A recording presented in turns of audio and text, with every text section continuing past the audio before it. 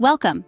Today we delve into the profound depths of an ancient piece of wisdom from the Bhagavad Gita, which states, "A person can rise through the efforts of his own mind, because the mind is the friend of the soul, and the mind is the enemy of the soul." This verse, a mere 2 sentences, carries a world of insight into the nature of the self, the mind, and the soul. To truly understand it, we must dissect each part and examine them individually. The first part of the verse, "A person can rise through the efforts of his own mind," tells us that the mind is a powerful tool for personal growth.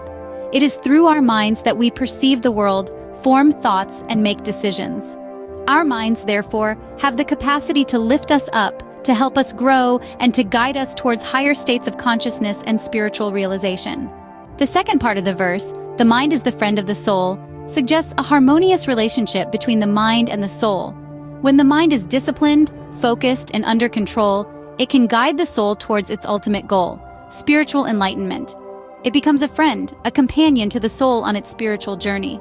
However, the verse doesn't end there. It adds, "And the mind is the enemy of the soul." This is a stark reminder that the mind, while a potent tool for growth, can also be a formidable obstacle. An undisciplined and uncontrolled mind can lead us astray, cloud our judgment, and impede our spiritual progress. It can become an enemy that distracts the soul from its path. So what does this verse from the Bhagavad Gita teach us? It reveals the dual nature of the mind as both a friend and an enemy. It underscores the importance of disciplining and controlling the mind, of harnessing its power to support our spiritual journey.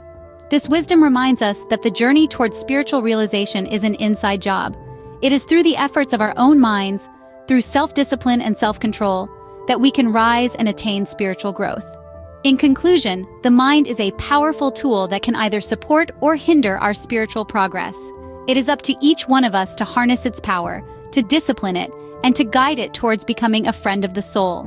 Remember, a person can rise through the efforts of his own mind, because the mind is the friend of the soul, and the mind is the enemy of the soul.